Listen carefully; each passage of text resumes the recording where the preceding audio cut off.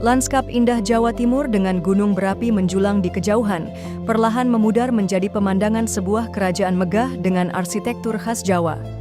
Di abad ke-13, di tanah Jawa yang subur dan penuh misteri, berdirilah sebuah kerajaan yang kelak akan mengukir sejarah Nusantara.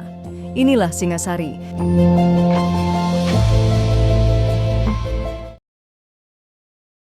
Kerajaan Singasari adalah salah satu kerajaan besar di Nusantara yang berdiri pada abad ke-13.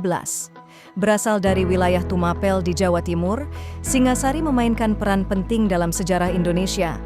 Kerajaan ini tidak hanya dikenal karena kekuatan militernya, tetapi juga karena tokoh-tokoh besar seperti Ken Arok, Anusapati, Tohjaya, dan Kertanegara.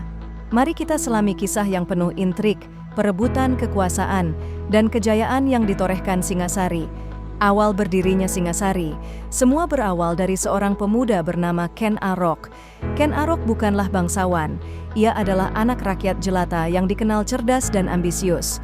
Menurut legenda, ia mendapat bantuan dari seorang Brahmana bernama Empu Gandring untuk membuat keris yang kelak menjadi alat penting dalam perjalanannya menuju kekuasaan.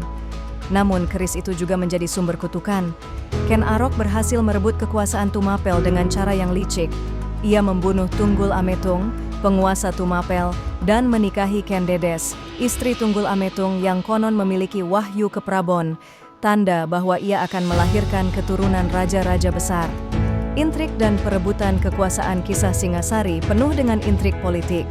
Setelah Ken Arok berkuasa, ia sendiri dibunuh oleh Anusapati, anak tiri yang lahir dari Ken Dedes dan Tunggul Ametung.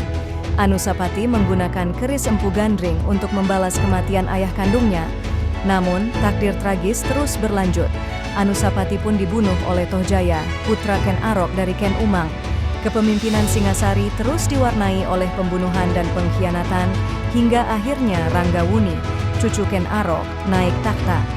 Ranggawuni berhasil membawa stabilitas sementara bagi Singasari, tetapi keemasan Singasari baru benar-benar tercapai di bawah pemerintahan Raja Kertanegara. Ia memimpin Singasari dari tahun 1268 hingga 1292. Ia melancarkan ekspedisi Pamalayu pada tahun 1275 yang bertujuan untuk menguasai wilayah Sumatera, terutama Kerajaan Melayu, sekaligus mengantisipasi ancaman dari Kekaisaran Mongol. Kertanegara juga memajukan budaya dan agama.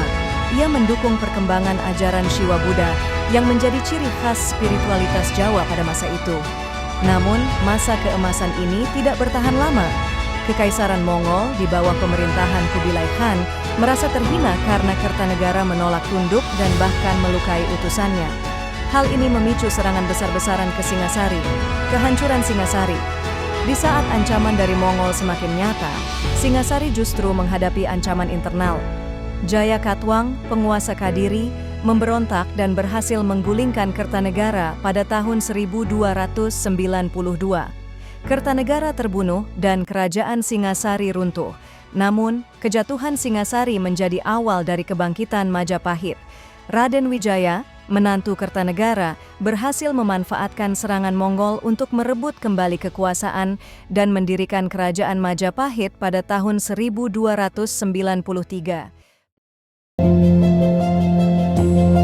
Demikianlah kisah tentang Singasari, sebuah kerajaan yang mengukir sejarahnya dengan darah, ambisi, dan cita-cita kejayaan Nusantara.